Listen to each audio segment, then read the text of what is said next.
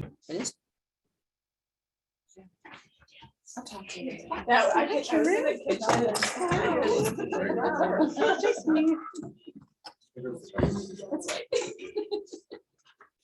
Good morning, everyone. I've resurrected donuts and coffee. Yay! Yay! So I wanted to welcome Yeah, exactly. So come back. Dennis, thank you for coming today.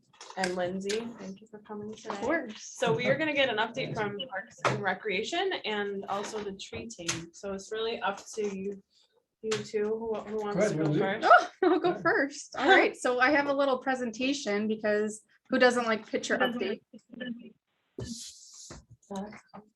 Yeah.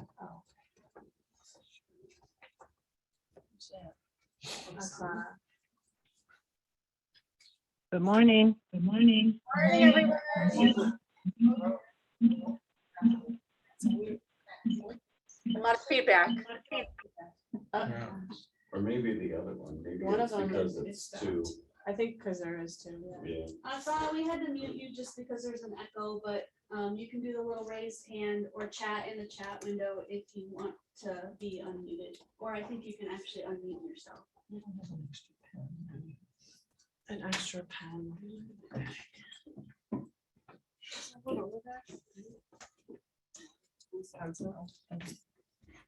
Kim, do you want me to like run the Eyeliner. presentation piece? That won't Just as work. a top of mind? Will it reach? Need a Sorry, pen? I'm so sorry. I don't, yeah, I don't. Who needs a pen? Karen, are you okay with the pencil? Yeah, fine.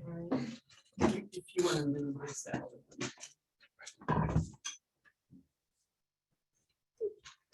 All right, everyone. So I think it's been a while since I've given updates. So I'm really excited to share some of the things that we have worked on and what we're continuing to work on in parks.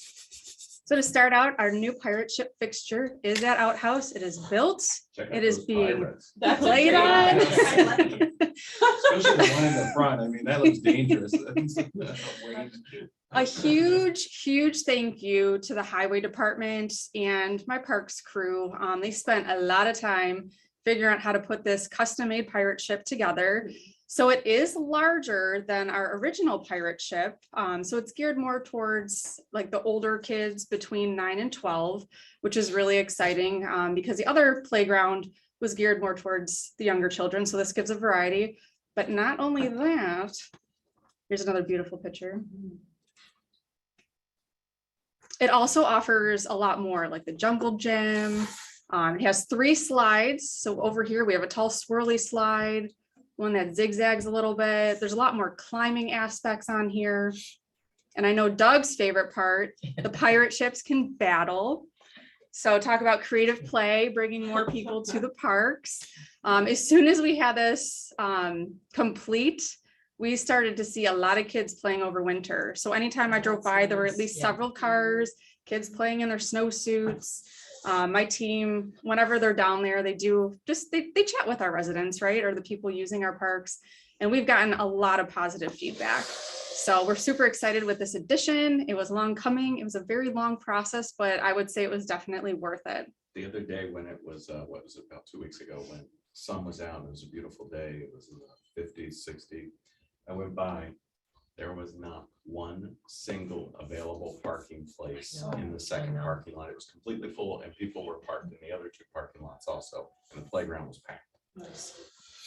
And we also, when I posted that it was ready to be played on Facebook, it had a lot of engagement from our community. So when I post anything regarding parks, I also share it to Canandaigua Chronicles on Facebook, which if you're on Facebook, I'm sure you know about this group. That's kind of what's going on in Canandaigua. It has all the information and just the comments on it were awesome. So I'm really excited to see what spring and summer holds for Good this. morning.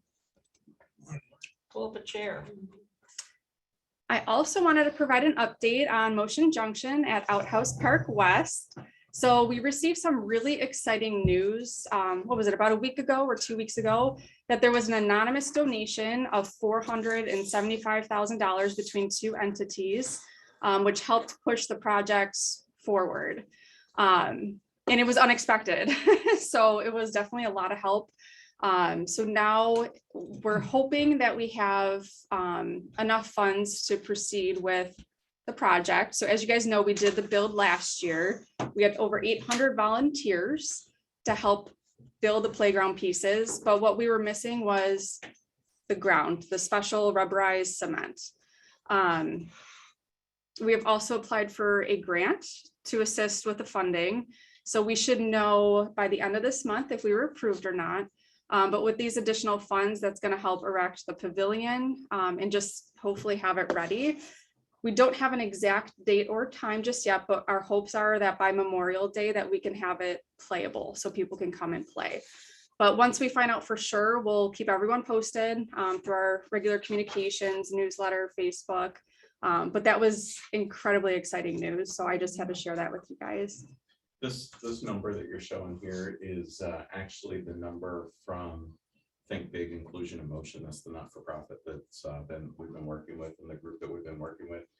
That was their number. I'm very confident in saying total expenses is more like 2.2 million.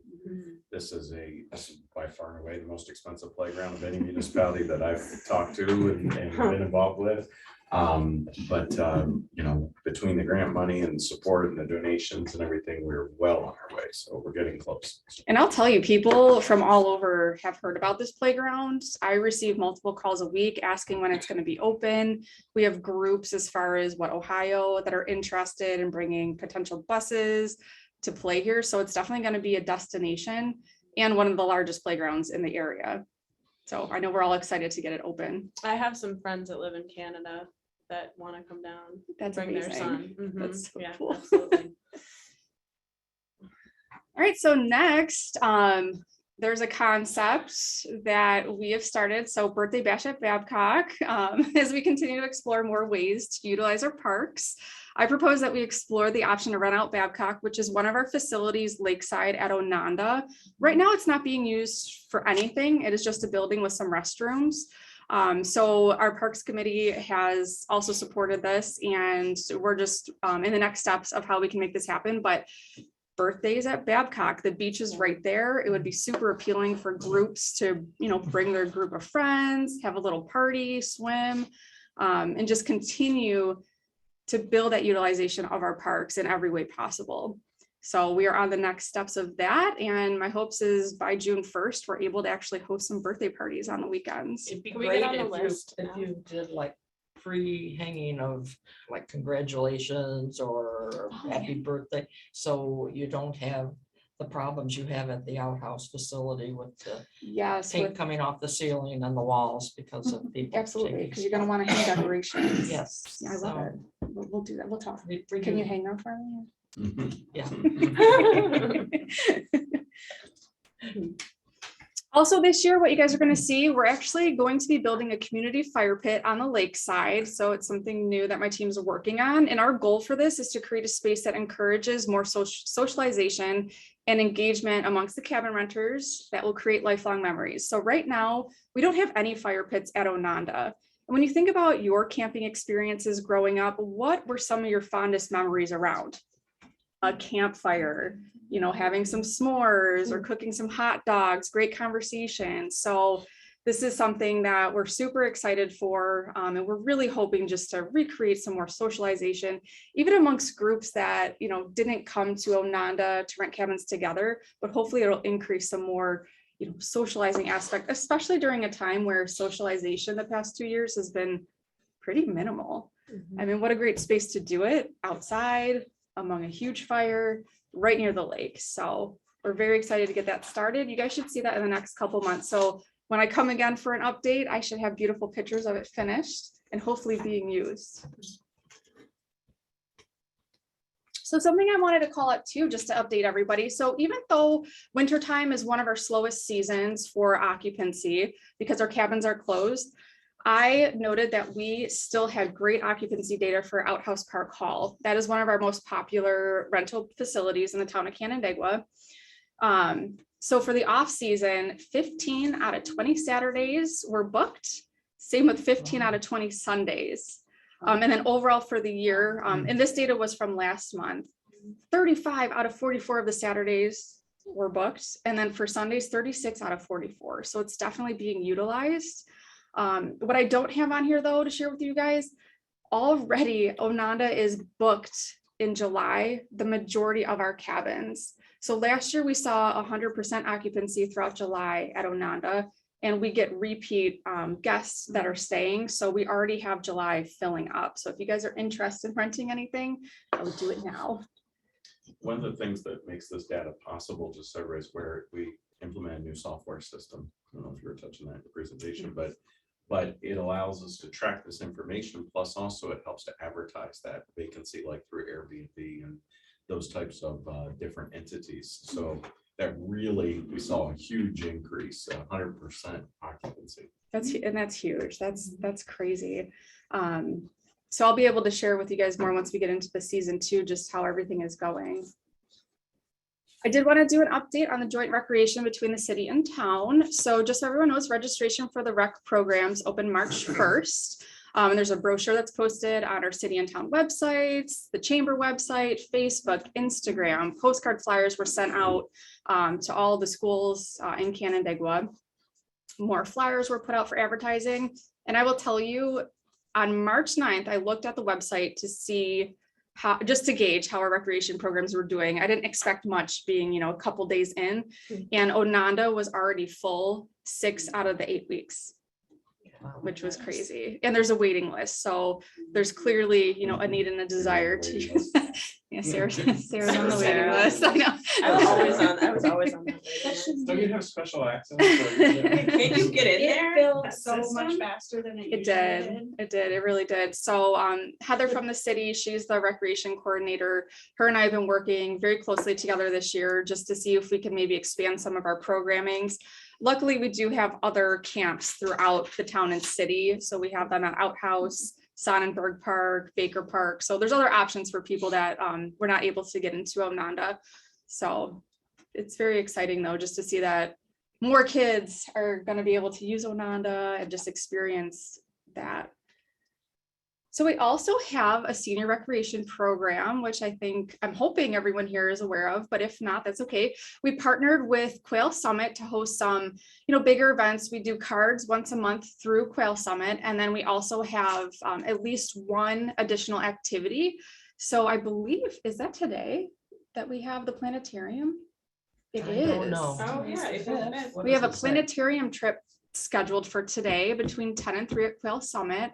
Nice. And then in addition to this, we also have, what would you call it, Karen? Cards, games on Thursdays? We have the potential to get together and mostly play cards, but there is a group who are currently in Florida who play Scrabble. Ooh, wonderful. Yeah. So that's on Thursdays at Outhouse Park Hall from 9 to 11, or sometimes it gets extended, which is totally fine if we're having a good time. The last Thursday of every month, we have a potluck I love lunch, that. so we typically stay till noon. So anyone is invited to attend. It's not just for town or city residents. Anyone is able to come to these. And I would say just having it revamped in the past, 2 years, we're seeing a few more people. What we're hoping to. The most we've had is 14 people, and I had a call from Louise Shapkowski about her group joining. Excellent. Yeah, That would be so, great. Yeah. So as we see. continue through our, our senior programming, we're looking to expand the programs into next year as well with more bus trips because there is a need. Victor Parks and Rec did just restart their programming. So Heather and I are actually meeting with them just to gauge some ideas, get some ideas on how they operate because they have a very robust program and that's the direction that we want to go in. Okay, sorry, I already touched base on our camps. Like I said, we have the locations at Ononda, Baker, and Sonnenberg. The kitty camp is going to be located at Outhouse Park this year. So that'll be something a little bit different, but still a great location for the kitty camp to be held. And then as far as some other additional recreation updates, so the town of Canandaigua, the Parks Committee is hosting Music in the Parks with food trucks on July 13th and August 10th. We tried it out last year, and even though it got rained out, it was a huge success. It was crazy, a little overwhelming, to be honest. We weren't expecting as big of a crowd as we had, but now that we know that, we will be more prepared this year. We're also holding a movie night at Outhouse Park, just like we did, was it 2019, Doug? With bounce houses, the big movie projector, and that's on August 26th. And then the city is also hosting one at Baker Park, August 13th and the 27th. Something else that we're also doing is Special Olympics. So Heather is always looking for volunteer coaches. There's no monetary commitment. They'll pay for the training to become a coach, and it's 8 weeks of training for the athletes. So it's really something cool. That picture right there is from the Geneva chapter volleyball team from the 2019 Special Olympics State Championship. So pretty cool. So as you know, COVID goes a little bit behind us, we're starting to reintroduce some of our other programmings that we used to have. Oh, in addition to our normal camps, we're also doing art camps, Storytime STEM. So that's something new. And it's 3 days each. The fee is pretty, minimal. It's $30 a kid per session.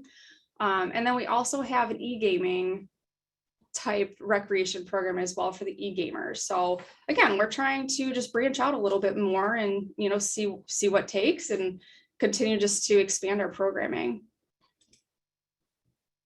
And that's all I have for right now. Does anyone have questions? or That's all. comments? That's a lot. Is it? Honestly. Okay, I could Yes, probably that's added a not few more a lot. slides, but Question for Doug, do we own all of Oneida yet? We're getting very, very close. It's actually back in the hands of our town attorney currently, just to finish up the review. And we're getting very, very, very close, so. It's taking forever. it's forever. What Dealing don't with we the state. What don't we own? The lakeside portion is actually owned by the state of New York, but it's very much in the transition process. We haven't yet done the real estate closing, but it's getting close. We've been maintaining it forever. Yes. But don't own it. So no, it's obviously been a long time to make. It's been 31 years now in the making, but no, we are closer than we've ever been. Thank you, Lindsay. Yeah, for no your problem. update. Yeah, of course. Can't wait There's to a lot update happening. you guys That's again. exciting. Yeah. With the most recent windfall, what's the gap on the new playground? How much are they short now? The what, 2.2 million? Yeah, so I just applied for a grant for $1 million for essentially 300,000 for the rubberized poured in place surfacing, as well as 300,000 for additional concrete sidewalks. There is another, there's actually a presentation that I had done to the board that we could always update you guys in the future on that specifically project, but we've now developed a phasing plan for that. So phase one is getting the playground open. To get the playground open, it needs the poured in place material. That is a cost of about $300,000. So there is some money to go towards that, but that's essentially, realistically, if we had to spend the money, or the group had to spend the money, they're about $100,000 shy currently on getting that. Then phase two is this pavilion. It's a open space pavilion with a seating area. It's got some very unique roof lines. They're working with, it's gonna have a timber frame. They're working with New Energy Are they? Works. That's Yes. great. New Energy Works is donating part of that, not all of it, but donating part of it for the timber frame. Then it'll have a tongue and groove roof, so that when you look up through the timber framing, you see the wood look, and then it'll have a metal roof on it. So there's some additional expenses for that. So that's phase two. Phase three, there's some continued improvements that need to be done relative to the entryway and the whole piece going kind of back into the parking, as well as lighting and those types of things. Some fencing, some landscaping. Phase four is a new ball field there. Phase five is a 4-season building. And we have some pretty elaborate plans, some architectural plans for the phase 5 building. The phase 5 building is probably $2 million. So that's going to be a multi-year process to raise money for that, to get to that. So it's not like this is just kind of we're opening the playground and walking away. This is a big project, and all of those entities are continuously evolving. The group that just made the $75,000 contribution actually, we can say it. It's the Ontario Children's Foundation. It's the longest serving not-for-profit entity in Ontario County. It's the original Ontario Children's Asylum, Orphan Asylum. Made the $75,000 donation to help. And what they've asked is to be able to tell the story, a little bit of the Children's Foundation inside the pavilion, but they're going to continue to raise money. What they would like to do is work with the groups to get that Four Season building in place, to dedicate that on behalf of all of the children, past, present, and future of Ontario County. And really work towards that and be able to tell the story of the asylum and what that meant. It was Civil War asylum and what that meant as that really developed in Canandaigua around the turn of it was right after the Civil War. So it was late 1800s, early 1900s is when that really took hold. And the trolley bringing the workers to that. So there's kind of a train aesthetic design to it, essentially. Motion junction, obviously the wording there, while also incorporating the physical presence of where it actually is so close to the airport. Let's face it, kids love airports. And so there's a pretty large glass ceiling in it to be able to see the airplanes as they fly over, birthday party rooms and those types of things, and flex meeting space there. So that's kind of longer term, but we're getting super close. Tentative plan right now is Memorial Day to actually have the playground so that it's usable. Labor Day, have the pavilion up and predominantly done. The pavilion will have restroom facilities. It'll have a food concession area, large gathering spot for folks. It'll have wheelchair charging stations, you name it, all goes inside the pavilion. The one thing that was really eye-opening for me being on site as we're working through the construction, the one thing that kept coming back over and over and over again with the Idea Center, University of Buffalo and Inclusion, the Universal Design folks, everything has to be accessible for everyone, regardless of your ability, or it has to be accessible to no one, right? So it's a mindset change in the way that you build and construct something. So even, I'll give you an example. There's a sidewalk area, the playground, where the sidewalk is raised and the playground is down a little bit, right? But the slope is too steep for a wheelchair to go. So we actually had to build a wall to make it accessible for no one, right? Because it has to be inclusive for everybody or no one.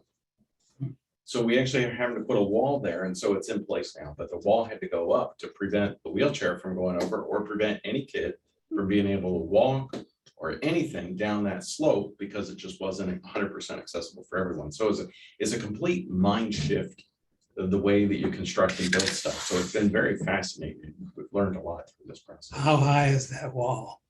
The wall is actually, I think it's a 4 feet wall with a 5 feet like decorative railing type thing on it. So I was just trying to figure these kids. yeah, they would be difficult for them to jump. Actually, one of the things we did do is, just in case somebody did get crazy and jumped over it, we made sure that there was landscaping below and also the rubberized materials. So They land in a bush. yeah. Gotta plan ahead. Yeah. So I have a question about ongoing maintenance of the park. Mhm. Has that been budgeted? What Yeah. kind of increase to the Parks and Rec budget is that going to represent? We just need to take out the senior program and we'll be all set. Okay. And you know what? The senior program costs you virtually nothing. Virtually nothing. So actually, we've had a lot of conversations about that. That's a fantastic question. The equipment actually has a 30-year warranty Yes, I on it, knew that, 100% 30-year warranty on it. The port in place rubberized material also carries with it a 20-year warranty for everything. The port in place material actually is designed so that if something were to happen to it, we could cut it and replace specific Oh, okay. portions. Okay. Ongoing maintenance is absolutely going to be 100% the responsibility of the town of Canandaigua. However, the group is going to continue to raise money, and their plan is to leave an endowment. I was just going to ask Both that question. entities. Yeah. The inclusion not-for-profit, Think Big Inclusion in Motion, the not-for-profit, as well as the Ontario Children's Foundation, want to make sure that this continues to be successful. But yes, it'll be a Parks Department expenditure. Thank you. You're Dennis, you want I'm next. Yes, you were next. Thank you for coming. I think everyone got the packet. The tree team came about because of you folks. I guess you suggested there be one or whatever. We're a small group. The individuals that are on the team are really dedicated. They're knowledgeable. They're willing to give up their time for meetings, plus Saturdays, many times we'll spend half a Saturday, 3/4 of a Saturday going to the town facilities. Sarah is also an important part of us. She keeps us on track and reminds us of what's going on and so on and so forth. In 2021 is when we were really getting our feet wet. That's when we really started to visit places in the town, so on and so forth. But we visited in 2021, we visited all the town cemeteries and parks, as well as the town hall. Made comments, made recommendations. We had the Arbor Day activity last year at Richard Outhouse Park and planted a dogwood. We met a couple of times with the City Tree Committee. They're a very large group. They've been around for quite a long time.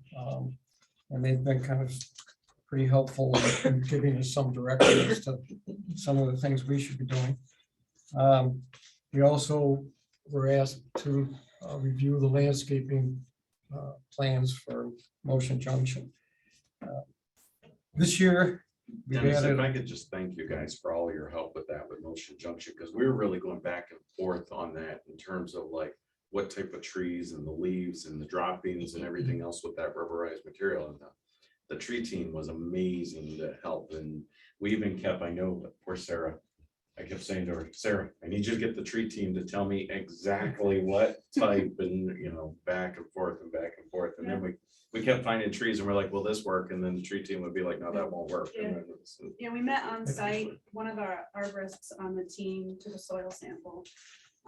And actually taught the rest of us a little bit about site prep. He's like, well, see that pile over there? That's the topsoil. When they're done, they're supposed to bring that back and all this stuff. And he said, he went through the whole process with us. And in the end, he said, they're suggesting all these, that'll work, those won't, that's not gonna do well in this soil, the drainage and everything. So I mean, it was really thorough.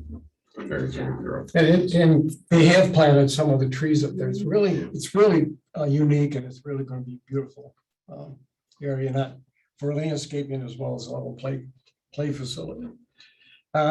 This year, a couple of weeks ago, Dan Marion met with a group. Lindsay was there and her staff. He spent a lot of time talking about the proper way of pruning trees. We are going to be having another Arbor Day. Arbor Day is April 29th. It's the 150th Arbor Day. There's a group of Girl Scouts that are also interested in being involved, and we don't have all the details right now as to exactly what the plans are, but we're working with a Girl Scout group that is interested. We're planning on developing a tree list. The city has one, which lists some of the undesirable trees and desirable trees that can be used in the city, and we're looking to do something similar for the town residents. Also, we have no plans right now. We don't have any things laid out as far as a rubric or anything, but we're looking into a heritage tree. The city identifies what they classify as a heritage tree. There's different criteria for determining a heritage tree. And we're looking to do the same thing. I know we have been contacted, a couple of town residents have mentioned it to some of the members of the tree team as to, gee, I think I have a heritage tree. It's huge and beautiful and so on and so forth. So we're planning on developing some sort of rubric and looking into identifying some heritage trees in the town. We also are looking into doing some type of tree inventory. What kinds of trees do we have in our parks? What types do we have at the cemeteries? What kinds of things should we be adding? That will be something that we're going to be looking at this time. We're going to continue our visitations. We'll continue going to the cemeteries and parks and the town hall. We might even look into some of the other town-owned land, some of the water areas and that type of thing. We will continue to meet 2 or 3 times a year with the city tree committee. And of course, we'll be, as we've done before, is work with the ECB and the Watershed Association and looking into the identification of and treatment of some of the diseases that are taking place in the trees. And then I just added on the last 2 pages, I just added on to give you an example of what types of things we do and when we visit the facilities and things. So I don't know if you have any questions. But So I noticed that the city has cut down a substantial number of trees. I'm assuming they are not good trees to have, probably. even though they are dead. Is it on city property or residence? Yeah, or- city, on the city pier in Kershaw Park, they went right down the road Yeah, and cut many trees down. I was reading some of the, the plans, because Yeah. they do a good job of putting that on their website.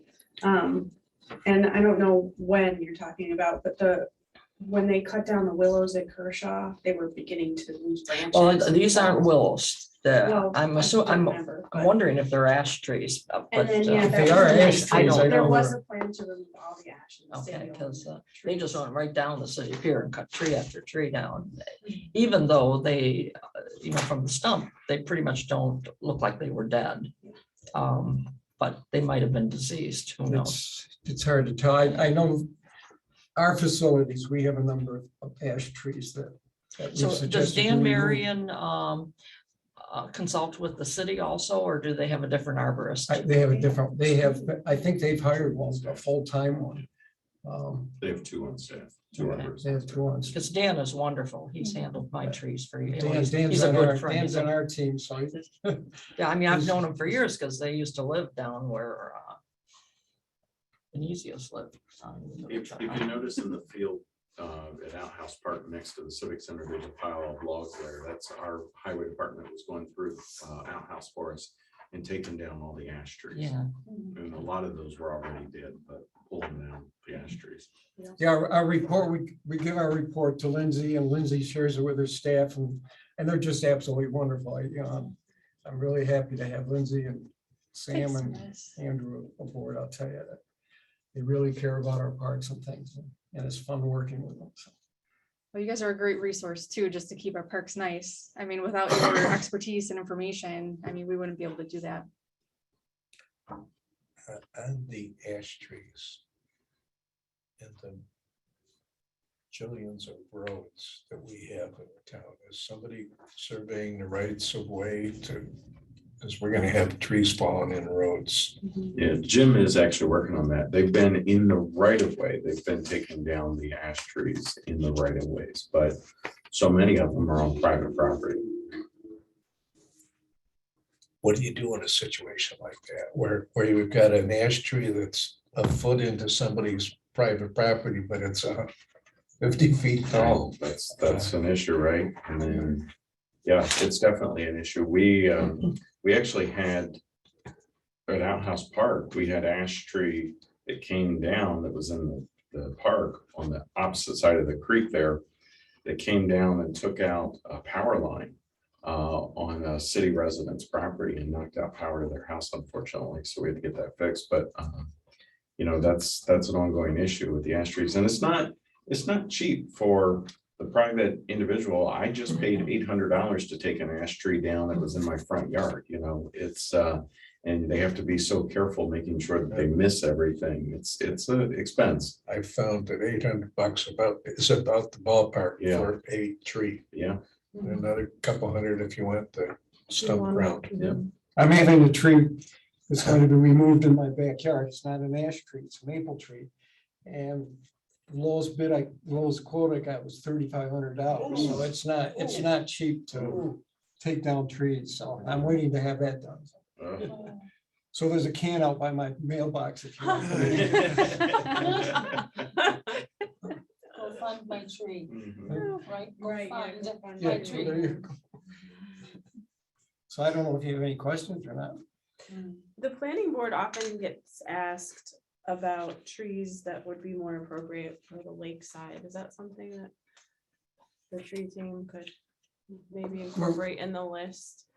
Vegetation, trees, plantings, landscaping, that's that thrives in the Yeah. in the So the RLD. Yeah, list- one of the things we're looking at is a list of desirable trees. And maybe even an explanation as to why this particular tree is suggested, as to why it is desirable. Right, and they're kind of looked at the city's list that they have that does the same thing, and it even includes information, like it shows like the silhouette in the winter. So that you Oh, can see nice. branch patterns, is it loose, is it dense, is it Right. upright, like a vase, or does it, come out really full? And like expected height at maturity, does it grow fast, does it grow slow, is it good? In, I don't know, what were some of the criteria, it was like soil types, dry and rocky or whatever, but Dan, or one of the arborists on the team, obviously he's from here, and he's familiar with soil types in our area and growing conditions, so he's going through the list, and the city's list hasn't been updated in a long time, so ash is still recommended on there, which obviously that's not. Norway maple's still on that list, which is an invasive. Yeah. So I think when he's done with it, it'll be pretty good, and it's That'd be great. something we can use here at the town for planting at parks, but it's also gonna be intended to share with residents, so the Yeah. planning board we'll make sure they get it when That'd be he's great. finished. It's not ready now because they're still working through the list, but I think it should be good. That would and be it- a great resource. Mhm. Salt resistant, that's one that we get a Yeah, lot I think it too, talks is- about that on the list, like which Mhm. trees are good for that, so if you wanna plant it near, closer to Right, the closer to the road. road, right. Just reading in the paper about the latest invasive species, jumping earthworms. Yeah. But the thing about them is, the danger is that unlike regular earthworms, they rob the soil of nutrients. I'm wondering if we have any information about the effect on trees, if this becomes a plague of I haven't heard jumping anything yet. earthworms. I'm sure, we haven't looked into anything like that, but I'm sure there must be some type of effect, because these jumping worms supposedly are taking the nutrients out of the soil. So in the long run, anything that needs the nutrients, grass, plants and trees and things, I would think, but I don't know if there's a study or not, but that would be something interesting to look into. Give you something more to. I don't know how long we've been aware of the jumping worm, or how long it's existed in. It's been around for 100 years in the south. 100 years. Yeah. In the south. Yeah, they said watch out, like when you buy soil and stuff. Take a look, make Oh. sure there aren't any in it. And you can tell, because like when you pick up a regular worm, they just kind of ride around. If you pick these up, they get all crazy. And they have a white band. They do, I've seen one before. They're not, they don't act like normal worms. Have you seen them in our area, or you just saw them We're someplace adding this else? to your job description. They are, Sarah. Jumping Save your worms, I'll take earthworm. they are. I knew they were in the Rochester area or something. Yeah, they can jump an inch off the ground. I don't know, I think it's just they're a lot more active than the They're not docile earthworms that we earthworms. have. They're on steroids. In the last part of your job description, other duties as assigned. I saw you can do a test for them if you mix dry mustard and water and you pour it on an area of ground. They'll come up because it's okay. an Oh, they like irritant, that. and then you'll see them like. Ride around Yeah. and jump around. Wow. ECB article. There you go. Newsletter. That's a Right, good there you one. go, that is. You can do that instead of, what we're gonna do, Rain gardens. rain gardens, why don't you But do everyone- jumping earthworms? Everyone likes the July, rain gardens. Invasive species week is in July, right? Oh, that would be We good should for do one, July, yeah. That's Didn't they interesting. try a rain garden thing once before, doing, Outhouse has rain gardens. somebody, they did a ECB. presentation, a program, A workshop. Yeah. a workshop. Yeah, we Thank should you do for the big word. Any other questions for?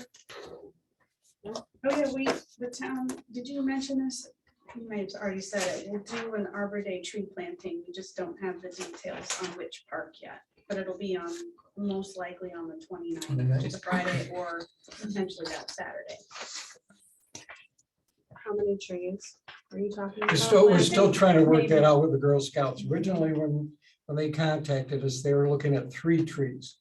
But after talking to the leader, those were probably going to be small trees. We're talking about more, maybe just having 1 tree that would be larger. We also have an individual that's donated $200 for a tree at the Westlake Schoolhouse. We're talking about maybe combining those 2 ceremonies or whatever. So we haven't ironed out all of that. But I know the ECB had money in their budget for a tree or 2.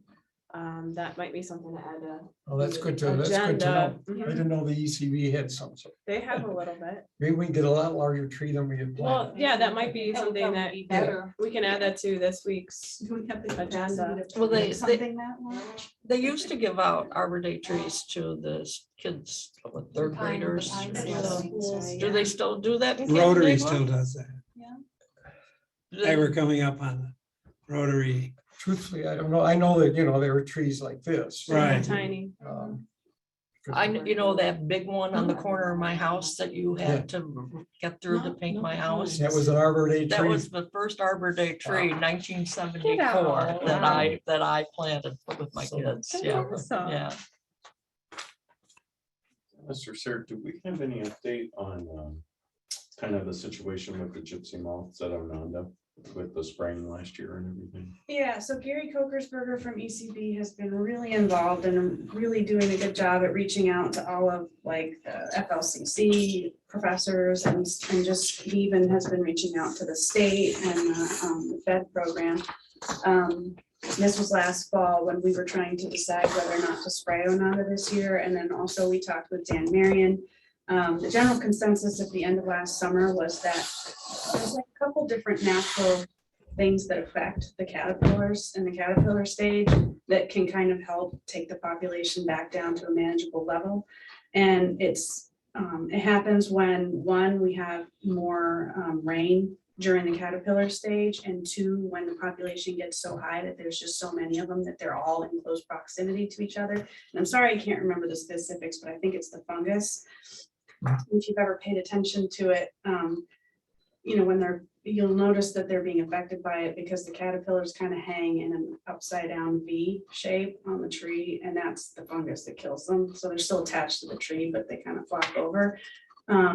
Between Gary and Dan and a couple other tree members and myself, we were all watching for it last year, and I was noticing it at my house in Bristol, and we had, huge devastation the previous year. More than 40% defoliation, and last year it was way less. And the amount of egg masses on the trees at our house, I don't walk around and just see it everywhere like we did the year before. So between all of that, the tree team's advice was don't spray Ononda this year. It worked really well, but afterwards we didn't see, it worked. So, and even in the areas where people didn't spray, like at my house, it was still diminished. We didn't think there was going to be a need to do it this year. So we're not spraying Ononda.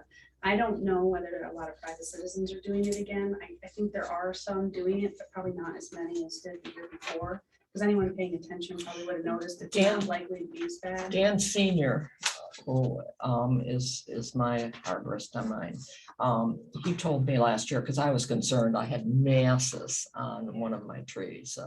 And he said it was cyclical. And last year the year before was the top of the cycle. Last year was on the downturn.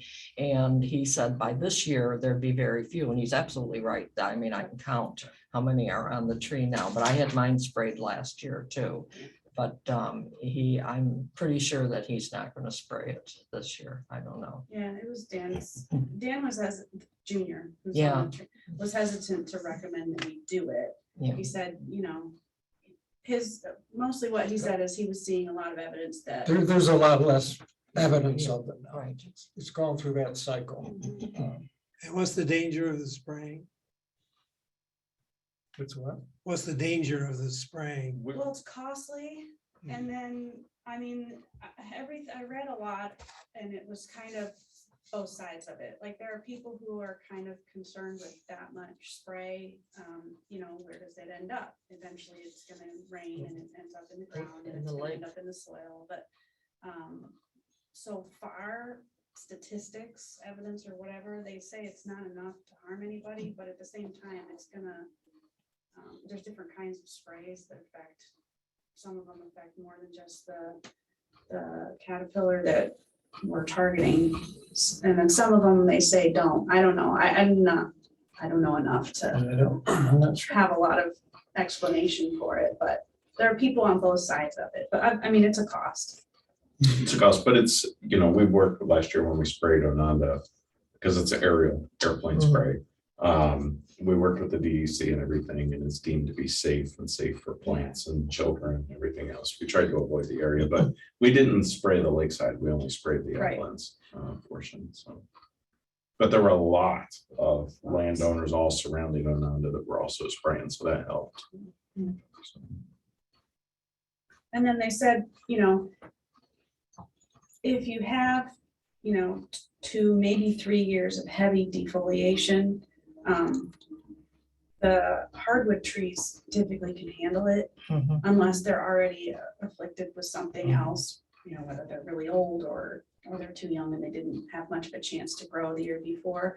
But it's the evergreens that have a harder time bouncing back from it because they don't reproduce all of their needles every year the way that hardwood, the way the deciduous trees do.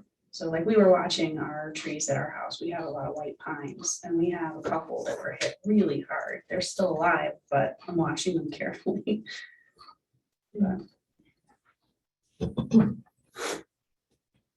Gary Kokesberger has updates. I've been putting them on the ECB page, so Yeah. you can. He's Check there, learned too. a lot. Yeah. And he's talked to a lot of people about it. So he has the broad picture with all the different agencies too.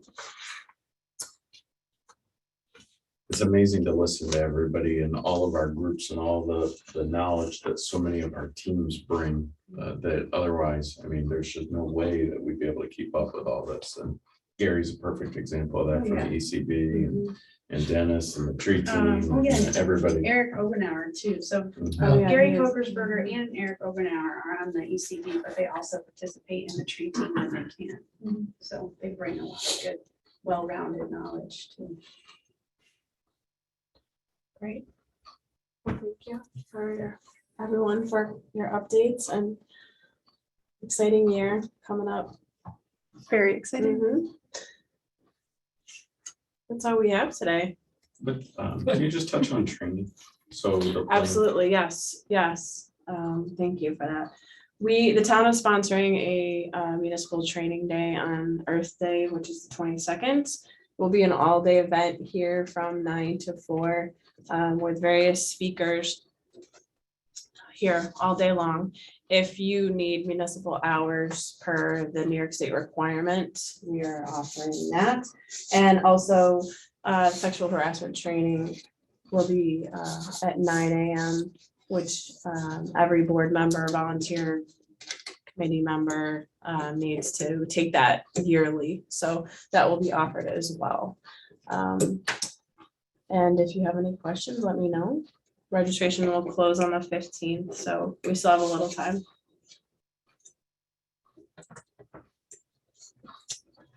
All right, our next meeting is the 19th. And I don't have my schedule. You have the schedule. Let's see.